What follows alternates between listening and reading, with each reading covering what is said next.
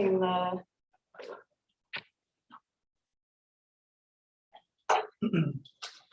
Excellent. So, good afternoon, everyone. We are here at the University of Utah in the Department of Latin American Studies. So, as part of my classes of Anahuac that I teach here at the university. So today we have one guest speaker, the Dr. Roberto Rodriguez, and so he will be sharing part of his work, and also is here Tania. So Tania is working, or they are working together in some projects. So, let me say something about the Professor Roberto Rodriguez. So he's also known as Dr. Cintli. So he's an associate professor in the Mexican American Studies Department at the University of Arizona. So Professor Roberto and Tania, welcome to the University of Utah in order to share part of your projects with our students. Also, we have students from the University of Berkeley or the UC Berkeley. So, Roberto Rodriguez has taught at the University of Arizona since 2008. He was born in Mexico and was raised in East Los Angeles. He also received his bachelor at UCLA in 1976 and his master and PhD at the University of Wisconsin at Madison in 2005 and 2008, respectively. Right? He's a long-time award-winning writer. So, through the years, he has written for many publications, including being a national syndicated columnist for 12 years with first Chronic Futures and then Universal Press Syndicate 1984, 2006. His last two books, Our Sacred Maiz, is Our Mother, Indigeneity, and Belonging in the Americas, 2014, and Yolqui, that we was talking about that topic, about that book. And Yolqui, a warrior summoned from the spirit world, and also Testimonios on Violence, 2019, were published at the University of Arizona Press. The third book of this trilogy will be published shortly. Smiling Brown, People, the Color of the Earth. And also, he has a forthcoming book, Writing 50 Years.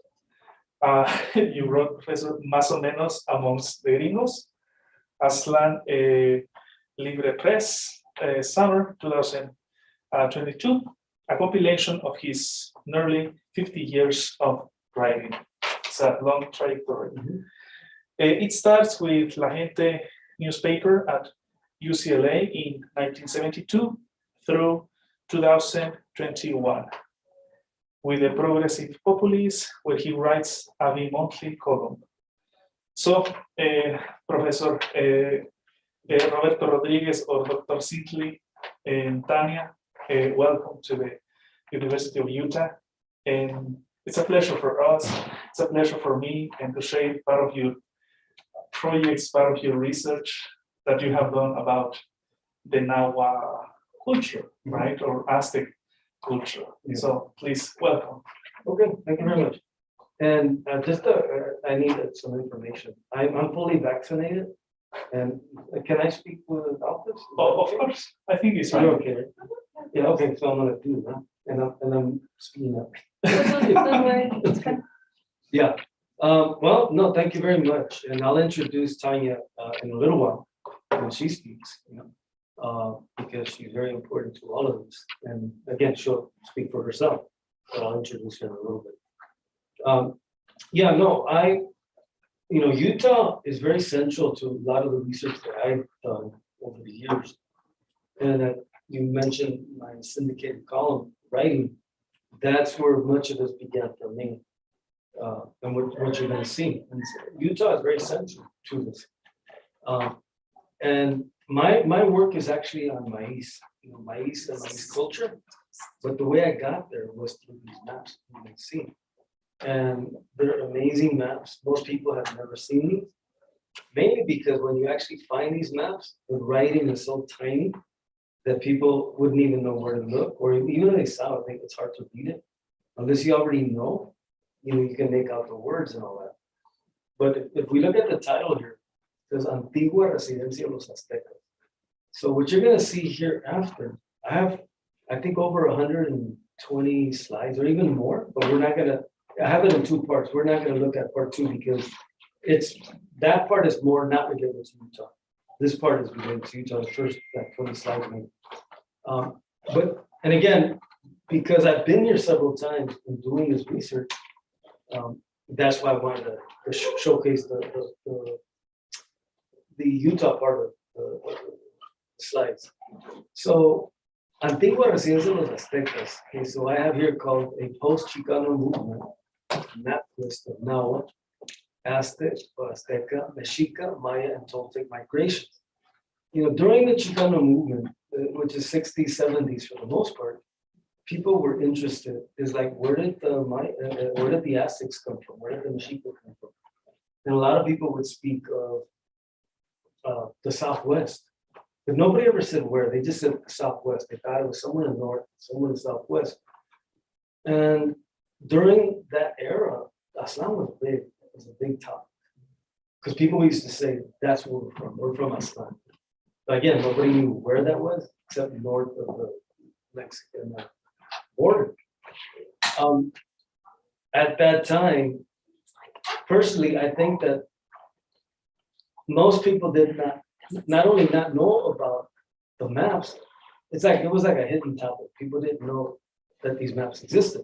If people knew these maps existed, I absolutely think there would have been a movement to say, we want this land back, And it was kind of there in a poetic sense, but not in a political sense. Like there was not a political movement that said, we're going to get it back.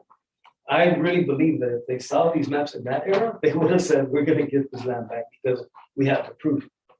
Now, why it never happened, I don't know. In other words, we're talking 60, 70. Not until the 80s that these maps appear in public. And then my own research, that was around 93, 94. And in the syndicated columns, I started writing about this topic. And then I remember asking and saying, well, I want to know where these places are. So let me show you the maps, and then we'll continue. And if anybody wants to do a question, feel free, but I'll just progress. Okay, so as you know, Antigua Residencia de los Aztecas means ancient residence or ancient homeland of the Aztecs. What I have here, the definition of a map, and actually I've already explained that right now. Okay, so we're going to be looking at primarily the Southwest states, the Four Corners region. Let's go. And so this is what was given to me by an elder. He was a friend of mine, Frank Gutierrez. He was a professor at East LA College. And that little map, he passed it on to me. Because he said, you know how people tell us to go back where we came from? He goes, well, if we want to go back to where we came from, I got proof that we come from here. And I asked him, I said, well, why do you need proof? He goes, we already know that. That's what I said. He said, well, some people don't believe it. So this map proves that we're from here. And see where the arrows are. It says Antigua Residencia de los Aztecas. Now, most people don't know, but below those arrows is a notation about the Hopi. And this is how we knew about these maps, because the Hopi convened the conference in the state of Arizona, and they wanted to know about this map and this treaty, because they said that they never gave up their rights. They never signed the treaty with anybody, and therefore they were free. Now, when some Chicanos were part of this conference, they noticed the little arrows up there, or the citation that says Antigua, Residencia de los Aztecas. The Hopi citation says the Hopi, no, and they call them Moqui at the time. The Moqui had been independent in 1680. That was the center of the discussion. But the Chicanos noticed a little higher, and it said Antigua, Residencia de los Aztecas. So they were kind of like, what? And so that's kind of where the fascination began, like what's this about? Now, some of you probably know, and then you can see a little better there, is Antigua Residencia de los Aztecas. Remember below over here, that's where you can see los moquis. Han conservado su independencia desde el año 1680. So the Hopi had always maintained their independence. And, but again, so that was coincidental that the other citation was up there. And so when my friend, that elder, told me about this, I was kind of fascinated myself. But I mean, I never needed that to know, because my father taught me when I was 5 years old. I asked him, I go, why didn't they call us wetbacks? And my father said, oh, don't pay any attention to them. We didn't swim across the ocean to get here. That's what my father said. So I understood from that I was from here. You know, so I grew up knowing that always. Even if people insulted me, I knew we were from here. But this right here was like, this is something else. And I think people thought, like, you know, you notice it doesn't say, well, actually there it does say Aztecas, right? And so a lot of people know about the story about Aztlan. It's on the Mexican flag, that they came from somewhere in the north, Aztlan, and ended up in Tenochtitlan in Mexico City. And so most people said, like, well, this must be Aztlan right here. And I'm thinking to myself, well, maybe. I mean, it doesn't say Aztlan, but it could be, because this is kind of what it seems like. But, you know, when you do research, you can't start with the conclusion. You know, you start with, if anything, like a theory, right? Like this, I want to find out what that's alluding to. And that's where it went.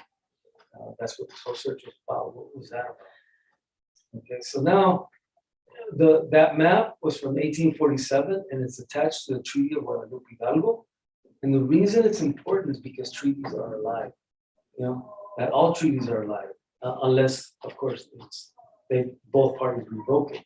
So that means that map is part of the treaty, which means the map and the treaty are both alive. And that could have a lot of significance for the future if somebody wanted to do like a lawsuit, things like that. But to me, that was not my interest. I just wanted to find out, what are they talking about? Why is that there? Remember, that's a long time ago, 1847. So this is what the questions that I asked at the beginning. Is the information authentic? Because remember, the information was typed. If you saw that back there. Remember, see, yeah, right. See up there, the information is typed. So to me, it was like, well, that sounds like somebody's just intervening. That's not the original map, the writing, right? So that was what we had to ask. Is the information authentic? Does this information allude to Aztlan? And my friend didn't say that was Aztlan. He just said, we got proof that we're from here. That's what he said. And is the map authentic?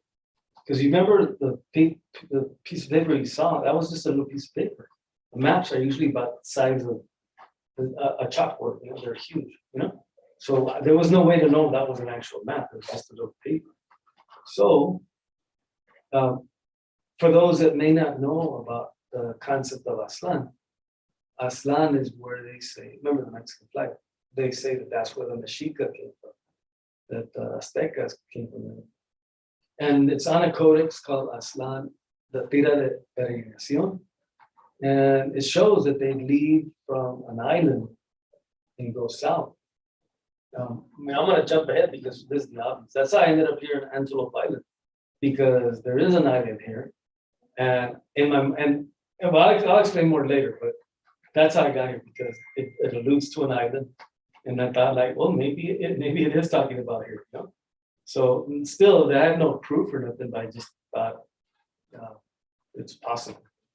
So the task at hand was to find the actual map, which we did. We found it both in Washington, D.C. and in Mexico City. And if I remember correctly, the first place we found it was in New Mexico, Santa Fe, the archives, state archives. And at the time, we thought these maps were secret. All the maps you're going to see, we thought they were secret. And it turns out they're public record. It's just nobody knew the information was on them. But every single map collection in the country has all these maps you're going to see. So then we had to authenticate the information on the map. How do you do that? You know? If it says that the Aztecs were here, how do we know that? Who knows? Who has memory? Are there books? Are there codices? You know, how do we know? So to make a long story short, this was a 12-year process. When we first had that little piece of paper, we asked, well, where did the little map, where did that little piece of paper come from? Remember, somebody wrote on it, right? And so we tracked it down to a group in Phoenix called Dona Tierra. And a friend of mine who I had actually met like in 1980 in Phoenix, he's head of that group, Dona Tierra. And he's the one, him and the group there are the ones that made copies of that map. So they knew, and they had been at that conference with the Hopi, as well as a few other people. But it was still very underground because, you know, being a journalist at the time, I scanned, you know, newspapers, books. Nobody had mention of this, nobody. Because I've heard people say, oh, we all knew about it. And I said, well, where's the proof? And no, I've never seen anybody like La Raza newspaper or La Gente, you know, where they would say like, oh, you know, when we were reading the map, no, there's none of that, zero. So maybe it's possible, but we found no evidence of that. What we did find again is that Dona Tierra spread this information just by little flyers, little papers, and that's it. No books, no movies, no documentaries, nothing. So this is what we found, the actual map. And actually, to tell you the truth, we didn't find this map. What we did is we published our work nationally. And then somebody who I know sent it to us kind of like secretly, surreptitiously. And they said, here's what you're looking for. And they said, please put it to good use. And that was the beginning of an incredible journey. It came from one of the archives. And we promised that we would never tell where we got it, so I still have to hold on to that promise. But if you see the information at the very top, you know, I think this is a copy from 1935, I believe. Now we added that little box right there because remember that little paper. That's where the little paper comes from, right? That little box. And as you can see, this map is in full color. Oh, and let me know the time, okay? Because I probably shouldn't go past like. What is it? 30? Until now, 36, but maybe until 30, 45 will be good. And then Tania will go? Tania can participate at the same time. Okay. Yeah. Okay, but tell us like when there's like 10 minutes, 5 minutes. You know? Yes. Okay, good. Okay, so this is right here simply about how the land was lost. You know, the land, of course, used to belong to Mexico. And because of this treaty, you know, the land went over to the US. But that's the importance of that treaty. And if the map is part of the treaty, that's why I said the map is alive. So here you can see, again, that would be the identical paper that we saw a little while ago, but in color. This was in color. The same notations, Antigua Residencia, and the opening citation at the bottom. If you wanted to go exactly where it shows, that would be the Colorado River and the Concepcion. Now, one thing, if you ever see a map like the letter A, Antigua, if you were to mark it on the left, Concepcion, okay, but if you were to mark it on the right, see where it says Residencia, you know, the last A on Residencia, okay, that would be, I would say, probably 1,000 miles. So if it was pointing to the A, that, in my opinion, because I'll show you maps later, I think that would be Mesa Verde in Colorado. But if we're talking about the A on the other side, you know, we actually went, part of this process, we went to all these archaeological sites. There's nothing there where it says Concepcion. There's no archaeological, but there is on the other side. So that's why the idea is that maybe it was pointing to Mesa Verde. Now, mira, on the same map, you have the Antigua Residencia. Now you have Segundas Casas de los Aztecas. That's Tucson, Arizona. The Casa Grande, you know, it's next to Tucson. And then we have a third one. And that says Casas Terceras de los Aztecas. In the pink region right there, right in the middle to the bottom. So so now we knew it was a migration map. It wasn't simply like a location, but a migration. And so there's the reference right there, the year and all that. So that tells you where all this information comes from. And then there's another map that's identical to the one we just saw. This one has a different name. It's from 1851. So in other words, in 1851, the United States, or rather, this was part of the US now. You know, remember 47, that was still Mexico. 51, it's the US, and this is identical. But all that means is that they copied that map and did this one. But it still means that they had that information. I believe, if I'm not mistaken, let me see if there's one more. This might be the last map that has that information. It's almost like after the US took over, they disappeared the information, kind of like this doesn't exist anymore. You have here the Tula and the mountains of Anahuac. Those are just important places in Mexico's history. What we call Mexico was called Anahuac, you know, much of that same territory. And Tula, as they say, that's where the Toltecs came. Yes, the montañas de Anahuac. And then you can see the date there again, 1851. Again, same information. Residencia. Now, this one, this is the very last one. But again, it's a copy. But after 1858, you were not going to see this information anymore. Nobody passed a rule or a law or nothing, but all the map makers stopped putting this information. I don't know if it's coincidental, but maybe they just decided they didn't want that history there. Because that's pretty radical, you know. I'm sure it was radical then, but when I was teaching, when I started to teach this, my students were like, what?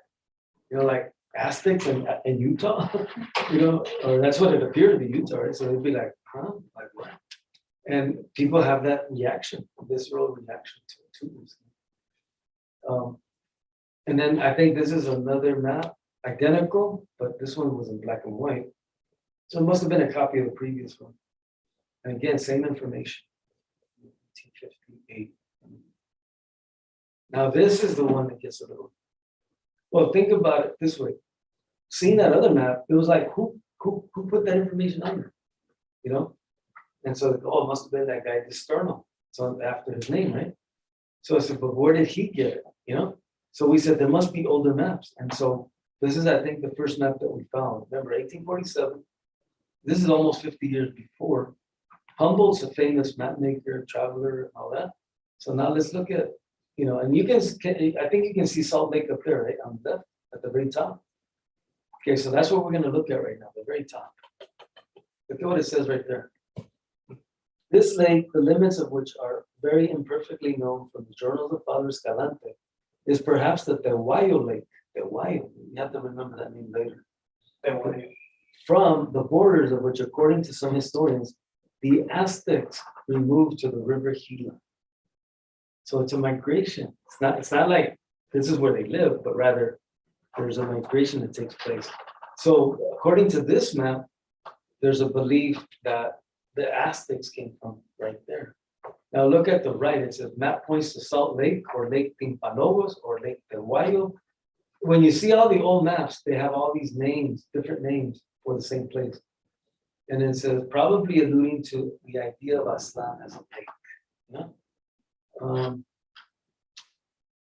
And look at what it says there. First abode of the Aztecs came from Aztlan in 1160, tradition uncertain. Now, I'm not going to tell you that this is true, but I'm going to tell you that it is on the map. Okay, there's a difference. But what is important is, again, this is on an actual map, and it's from 1804. Now look at here, this one. There's ruins of Casas Grandes. This is again Tucson, Arizona. Casa Grande. Okay, second abode of the Aztecs, from whence they passed through Taomara to Huecolhuacan, Culiacan. Okay, so it's marking a migration. So remember on the other map, there was a third citation, right? And that's this one here. Third abode of the Aztecs. Okay. So that's 1804.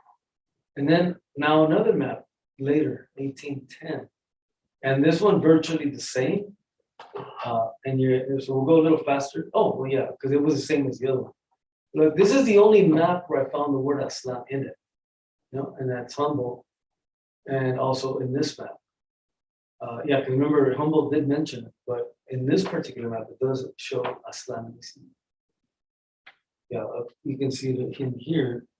We got Casas Grandes up there, and then let's see if somebody can find Aztlan. It's in there. Here is that. Huh? What year is that? No? This one was, actually, I think it's a more modern map. I don't remember right now. It probably says that in that little box. But anyway, the point is this one, it's hiding somewhere, but let's just move on. Now this one's 1818, Spanish North America. And this too also has ruins of second houses of the Aztecs and Casas Grandes, third house of the Aztecs. So remember, so we're having maps in the early 1800s that have this information, but how far back can we go? Like here we got the floor 1771. Oh, looks like I got a missing slide here. Oh, good. I'm glad it didn't disappear completely. Okay, so yeah, this is the floor 1771. And now we go to 1772 Alzate. Remember, these maps are big, right? But they're hard to read. But let's see what we get here. I haven't seen these maps in a few years, but if you look at that little, look like a lake, well, that would be Salt Lake. And then right here it says, I think desde Austero Azul de la Laguna dicen haber salido los indios mexicanos a fundar su imperio. You know, I think they call it Laguna de Guayo.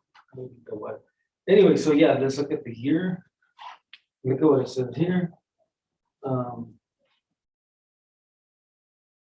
Yeah. Yeah, I know it's easier to read the word Mexicano. But yeah, that's actually the same thing that I just showed you. The Austero Azul, which means the lake, blue lake.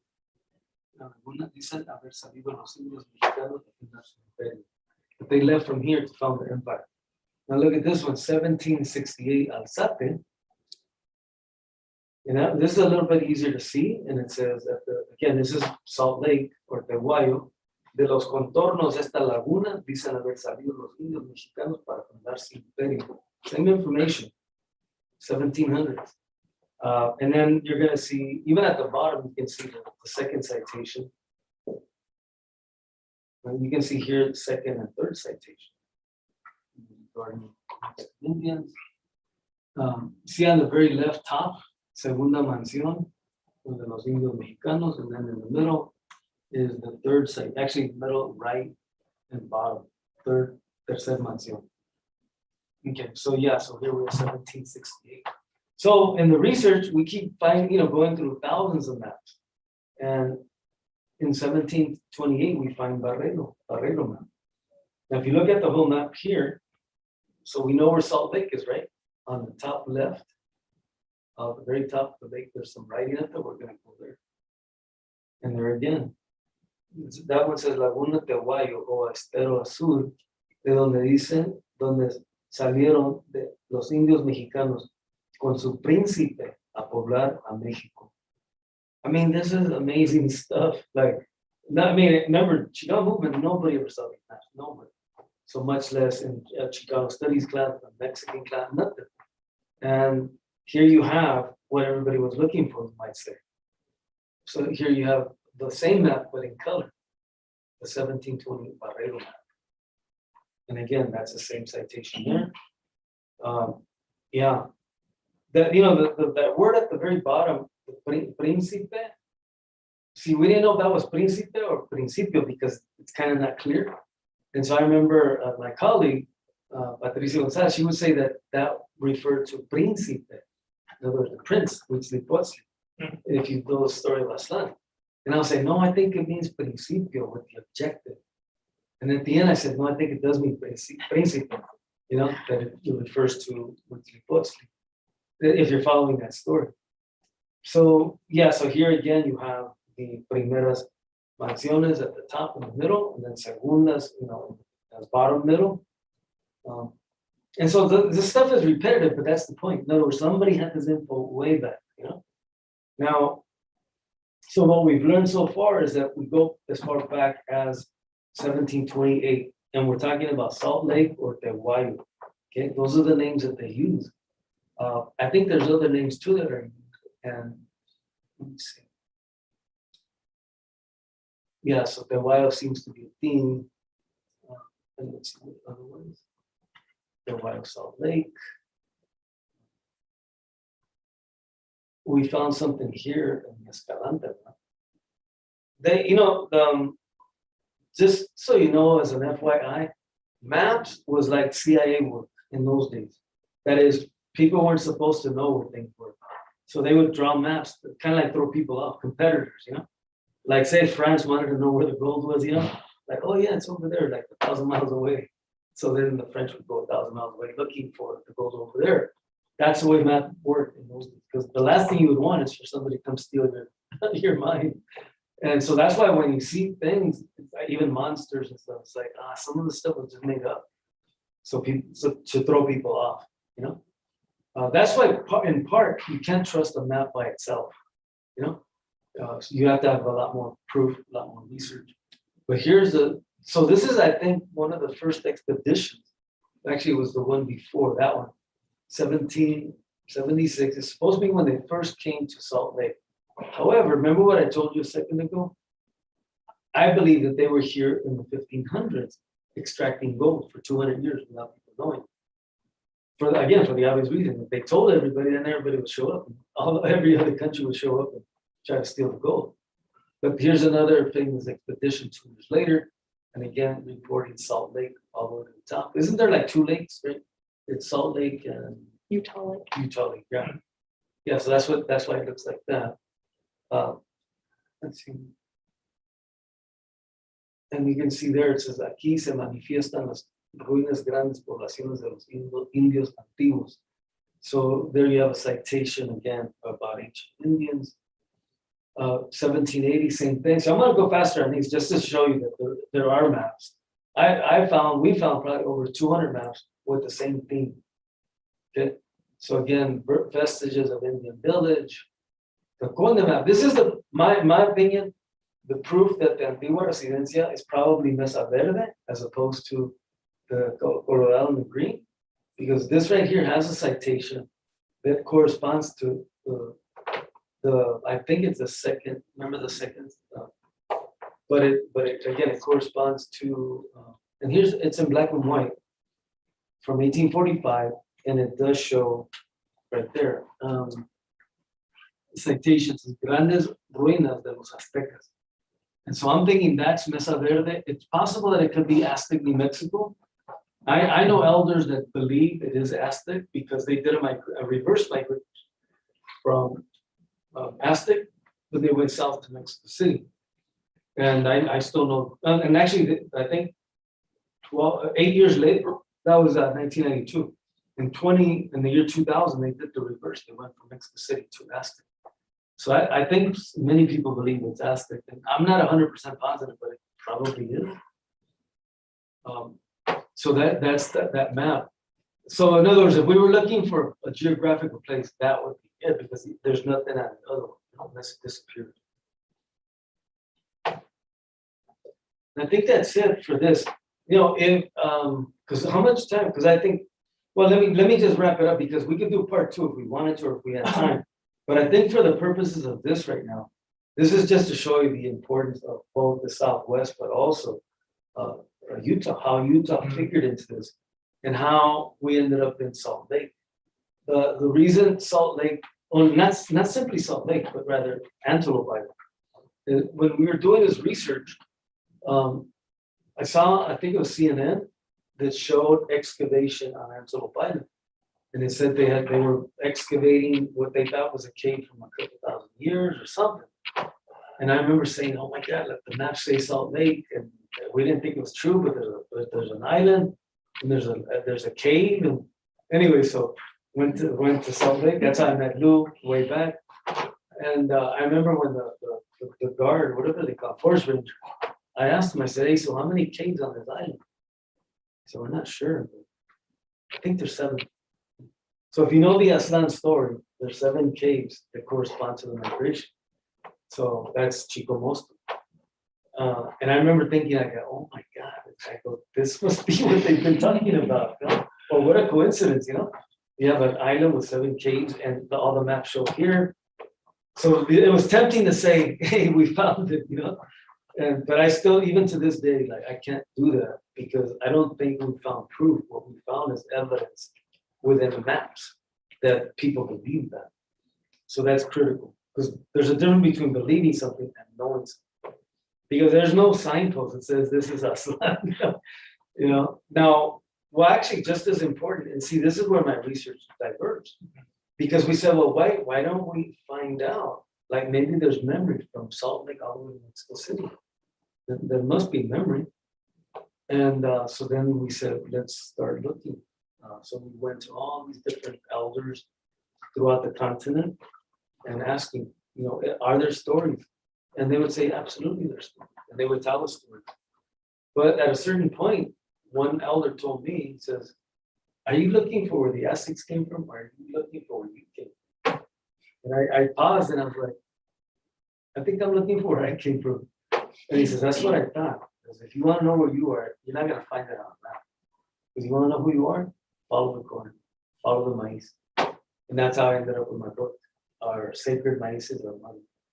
So what I found is that the maiz is like the story of the entire continent.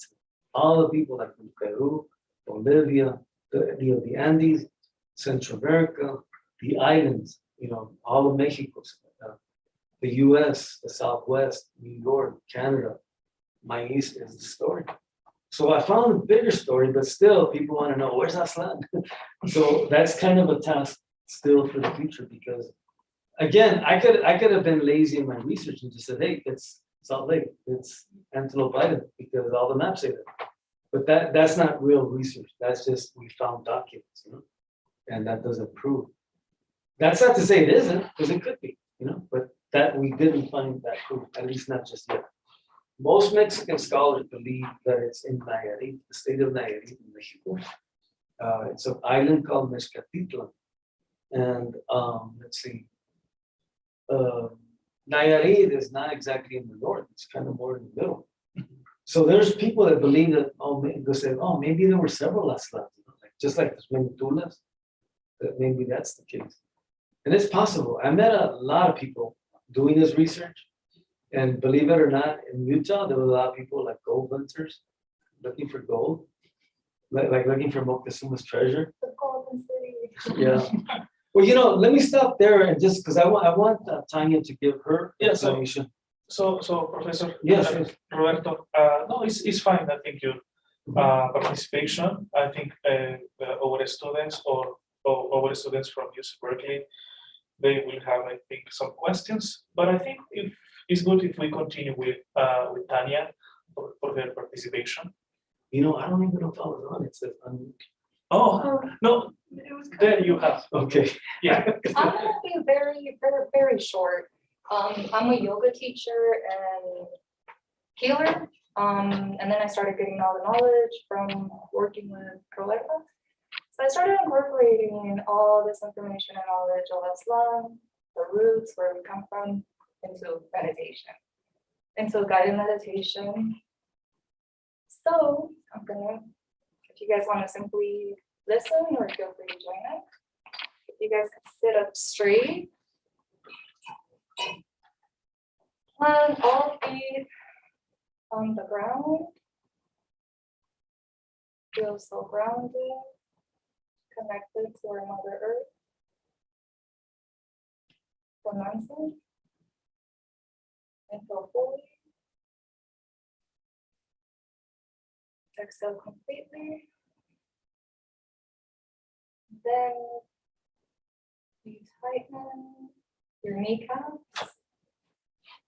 Tighten your core, heart chest out, roll shoulders back, and head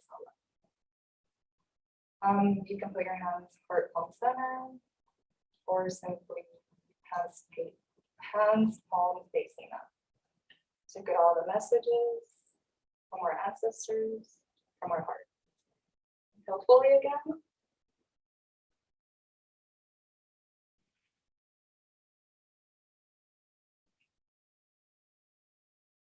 It is here in this healing space, this space of light, into this sacred space where we connect with our roots, where we seek the root of the truth, where we're coming, where we're from. If it's Aztlan, if it's the north, if it's our ancestral land, or if it's a cosmic city.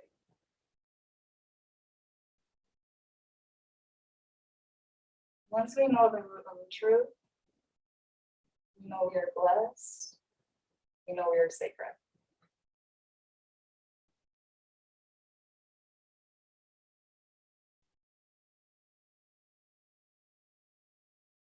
That is where we create space within our hearts, the Nahua term, for men to create and manifest wherever you're going or wherever you're coming from.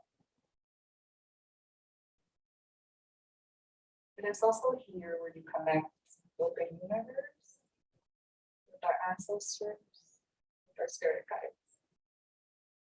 Unaku. It's also here in Unaku when we know we are all connected as a human, as the UN.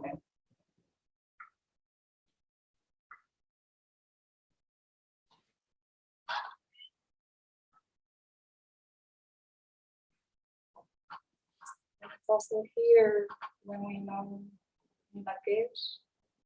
respect ourselves, respect others, respect Maiz,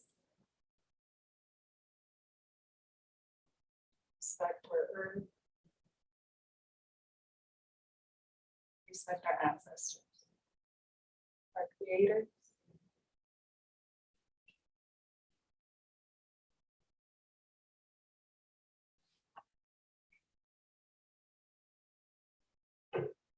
And it is also here where we blossom into beautiful flowers or a beautiful tree of life within our seed, within our heart.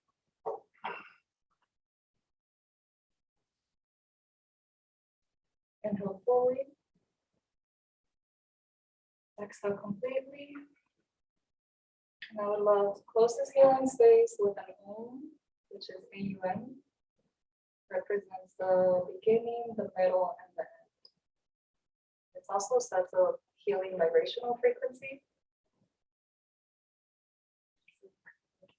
So you listen, or feel free to join it. Inhale fully.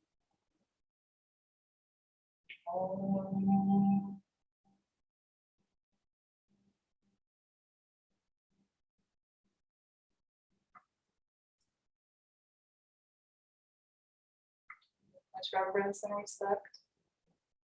Namaste. On the bed. And you know what? I forgot to do something, or else I'll say introduce time. So I'm gonna do it backwards. So I'm gonna do it now. Because I forgot to, the proper introduction is that Tania has translated both my last two books. Yeah. Which is our Sacred Maiz is Our Mother. And my other book called Yolqui, a warrior, something from the spirit world. And then I have a third book coming out in about a week and a half, on October 1. And she selected all my work. It's like a 512 pages. It's a massive book. She had to read like a ton of my writings. And on top of that, she's also translating that. Now, what she just did right now is what she was asked to do also. We're going to go to Antelope Island. And they wanted to do something outdoors, something with the body. And I said, oh, perfect. So it'll be perfect. So that's how we're connected on these topics. Again, we're pretty much a team. So excited for the Antelope Island. It's going to be a yoga sequence on the 4 movements. It's really exciting. It'll be And more hands-on. yeah, no, so it'll be a different thing. So that was a little taste. But in terms of this topic, I don't know how much time we have. We have a little extra time. We have some 10 minutes more. Okay, yeah, because either questions or I can just continue, explain a little bit more like how, well, really more would be about the maize now. I think we will have questions, Professor Yes. Roberto. Well, firstly, to our students who are joining us. I don't know about Susie or Emma. I do have a question. And I see them too, yeah, sorry. Well, they'll hear me because I'm loud. But, No, I I- meant like there's a question right there too. oh, do you want to do that one first? Oh, it's up to you. Okay, let's start with the first Sure. questions. Okay, yeah, let me, one of the things that I mentioned at the beginning is that we thought these were secret maps. You know, we thought nobody knew about, again, we were like detectives uncovering. No, every one of these are public maps. And depending on each library is whether they're digital or not. We don't know, we don't have access to everybody. But I suspect now they are, because, we're in a different era. This is the 1990s when we were doing this work. So now, what, 20 some years later, I believe that things are digitized. I know that there's one map from 1562 that has a citation of Chicana, and that was the original. That was the first time that you see the word Chicano or Chicana on a map in this country. Well, it was a Spanish map, Gutierrez map, and you can order it. I suspect now you can probably order it digital, as opposed to the actual. So that I think that's the question for that. Almost all these maps should be available. I still go back to the idea. Imagine if this was available in the 1960s. I think it would have changed things a little bit. It would have been a little different. So anyway, you had the second question. Well, in one of my classes, past classes at SLIC, we discussed that there's a codice carved somewhere that is similar to what's in Mexico as far as Aztec. I don't know where it is. Have you seen it? Well, there's a Yes. number of codices on this topic. One of them is called Utah, or the tira de peregrinacion, and that literally is inside the National Museum of Archaeology. I don't know if you get to see it over there. It's right by the Aztec-Mexica. Yeah, so that one has this topic. There's several actually. Okay, Yeah, because about 2 or 3. Because what I'm wondering is, from what I've seen with culture-wise, where South America and then Mexico feels so different to me. And yes, there's influences of other countries, but Spain is the main influence. And yet I feel a heavy difference. But it doesn't look like it disperses out this way. It would make sense. To me, it would mean there'd be enough in common, and then the changes would be, it looks more like things move this way, with Central America like as the center of it. So do you kind of feel, Well, yes, have you except seen a mapping of cultural practices that oh, show exactly. a downward movement instead of a north movement? Well, I was gonna say, I think you have the correct idea, but it's this way, not that way. In other words, the maize is born in southern Mexico. So for several thousand years, it was created 7,000 years ago. So, and what they say is that the maize itself, the elote, is an artifact. In other words, if you find elote somewhere, that's gonna tell you its age, Yeah. So you can see the maize starting in, like, if we had a map here, we should go backwards. But anyway, so say in southern Mexico, near Central America, if the maize starts there and then you see it in Peru, that means it went to Peru. Somebody took it there. It might have been generations of people. If it went to, say, Guatemala, that means it went south. If it went to Puerto Rico, I mean, somehow it got around to the islands. If it went to Canada, I mean, in other words, everything can be traced to southern Mexico. So- Aztlan can be in Mexico. Well, it could be. Remember, that's what the archaeologists say is Mezcatitlan.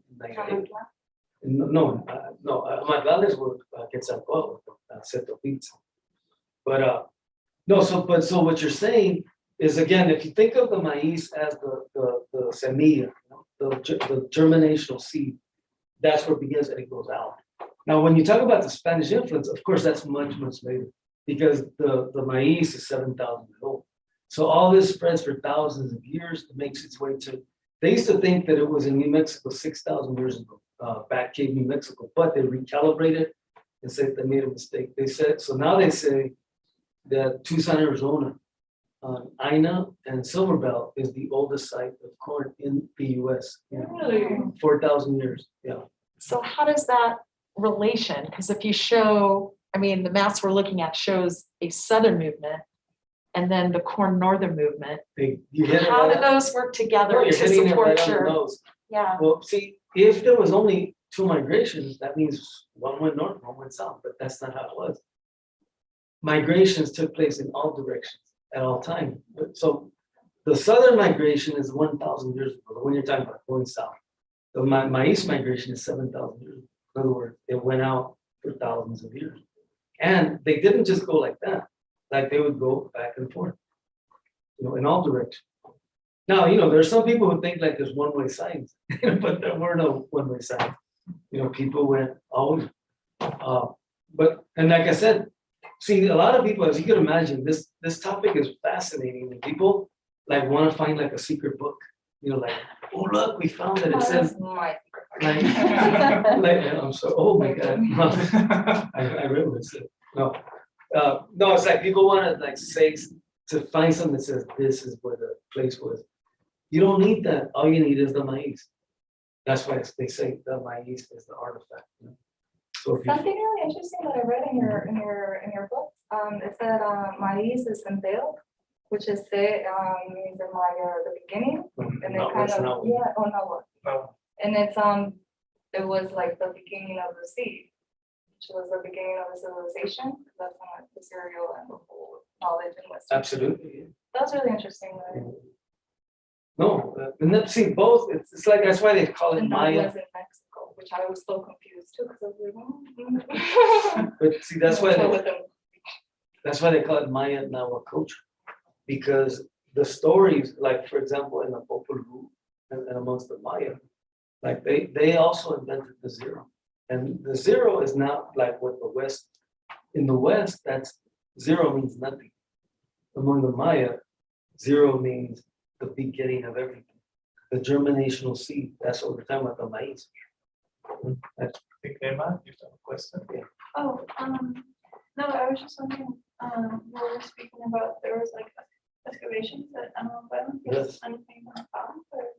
well, yes, they found things, but I don't think they found proof of Aztecs. Well, no, they're like things like pottery, things like that, or sandals, things like that. Things that and you know what it is. When you got to the cave, it was like it's almost like being a 2-story thing, and you're at the top, and all the dirt is from like previous, like hundreds of years before. So you have to dig everything to get to like the earliest era. Yes. being that we're talking about Utah, Yeah. do you find opposition because of the religion here? Because the religious belief is that everything was down there and then moved away. They don't really accept a movement to the north, to the south. No, but remember that we're talking about, it depends on the year that we're talking about. Because if we're talking about 1,000 years ago, 1,200 years ago, you're talking about Aztec, you're talking about the Nahua peoples moving south, the Aztlan story, But Maiz is 7,000 years old. So in other words, I don't think there's a contradiction, because I have a book, a Mormon book, that shows the whole story of Maiz. And so they don't see it as contradictory.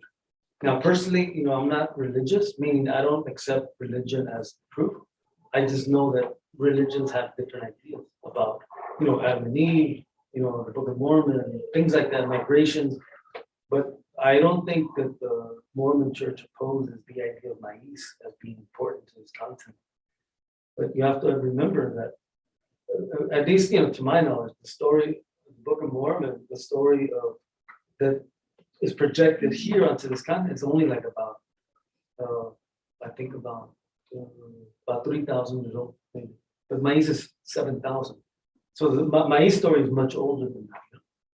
And but that's not something that I focus on or specialize in. But I do know that, yeah, the different religions have different beliefs on different topics, including this one. And I don't know that there's only one way of thinking. Oh, I think we got We have the last, I think it should be the last question, according to our time. So is the usage of Aztlan to refer to the birth of the Aztec culture a modern phenomenon? I am asking this in light of the word not being used that much in all maps. Mhm. Is the usage of Aztlan a modern song? Oh, got it. No, Aztlan actually does appear in the codices. Almost all the codices, but most of the codices that we know are from the 1500s. And this people should know. There were thousands and thousands of codices everywhere. But the policy of the Spanish church and the Spanish government, the crown, was to destroy all of them. So they tried, but about 15 survived. And of those that survived, they didn't write like this. However, in the same tira de peregrinacion, there's a scholar by the name of Galarza who says that the word Aztlan doesn't appear in that codex that we're talking about. It's a symbol, and I think he says that the Anahuac. So it's supposed to be in Utah, a place that like the origins of the river, where the water comes out. He goes, I can't find anywhere where the word Aztlan comes from, where Aztlan is. And Galarza spent 40 years deciphering the language. He says the language is phonetic. The problem is that they thought Indians were stupid. So they said, like, why bother even looking? They don't know how to write or read. And so they just thought, oh, these are nice little pictures, And it turns out, no, they weren't pictures. They were actually writing. And it's phonetic writing. And he says, I was not able to find Aztlan in the codex. So remember, these are codices. You have to think of it like 1492, before or after, right? That is, Columbus shows up, Europeans show up, new stuff is written. Those are not pre-Columbian codices, right? So after Columbus shows up, after Cortez shows up, then you have a lot of new codices. They should have different names for them because they're not the same. So the new codices from 1500s, they're really Spanish chronicles. A lot of them, that's what they call them, los cronistas, chroniclers. And in those, all of them talk about Aztlan. But nobody knows where they came from. They just said that it's somewhere in the north, somewhere in the north. And some people think it's like 200 miles away. Other people like 2,000 miles away. And so to this day, yeah. So the idea that it's a modern phenomena, well, it is, yes, but it's not exclusively a modern phenomenon. That is, in fact, even Moctezuma, the first Moctezuma, there was two. He asked, where did we come from? Where's Aztlan? And he sent some magicians to look for it. That's in the codices. And he says they found it. And that they asked them, I go, how come you guys are so heavy? Because he's been eating maize. And anyway, so in other words, there's a story about how he wanted to know where Aztlan went. And so there's been that fascination. But see, one thing that the reason I went to maize, and this is important for this story, is that the story of Aztlan is not the story of the Mexican nation. It's the story of the Mexica people, Mexica or the Aztec, and maybe a few other tribes, because I think they said 7 tribes came down. But think of the US. How many tribes in the US? Like 500, right? So imagine if we got the Navajo creation story and said, that's the creation story for American Indians. People would say like, no, that's the creation story for Navajo. Not. So that's kind of what happened with the Mexica story. It got put on the Mexican flag, and now it becomes the story of the Mexican nation. But like the Maya, that's not their story, the Maya, as an example. No? So that's something. Their creation story is very similar to that. Yeah, absolutely. But I think what I'm getting at is like, and that's why the importance about the ages. That is like, when I deal with the topic of maize, we're talking 7,000 years ago, and that germinational seed that influenced the entire continent. The story of Aztlan is a 1,200 year story, basically. There's another version too, but that's another topic. So Professor Roberto, sorry about that. Oh, no, that's fine. We have finished our time. Susie, fine. Yeah. Yeah, so it was a pleasure to talk each other, right, and to know about the current for Nahua people today. We use sometimes Aztlan, but I think it's part of our history or mytho history. Mhm. Sometimes this story is vanishing, right? We do not know much more. But when we ask like ourselves where I am come from, as we say, we come from the maize. Right? Because the maize is like the point of origin, right? Until that part we stop, right? Like the maize is sacred, the maize is food, the maize is energy, right? So like that is our origin. But in Mexico we have many small towns, and probably in other towns they say probably other ideas, but always will be the maize the point of reference about our origin. And as he said, it isn't just Mexico, it's like Peru, right? It's Guatemala, I mean, all the country. Exactly. So, Professor Roberto and Tania, thank you so much for the Thank you. conversation. Thank you. Thank you so much. It was a pleasure. So we hope so to have another conversation. I do not know, but we would like to have some other Yeah. conversation with our students. And as you know, you have part 2 to this, plus I have this other thing about the Maya philosophical values. You know, you'll have that all for yourself, and if you want to share them with your students, that's up to you. I would like to share with my students. Thank you so much, Professor. Okay. Roberto. Thank you. I want to finish with something cute. Oh. It doesn't have to go. Okay. But I feel like Aztlan, is that where like the little saying like home is where the heart is? That's all I think of every time we talk about Aztlan, or where is it where we come from? 'Cause I feel like it's where the heart is. Well, that's what I wanted to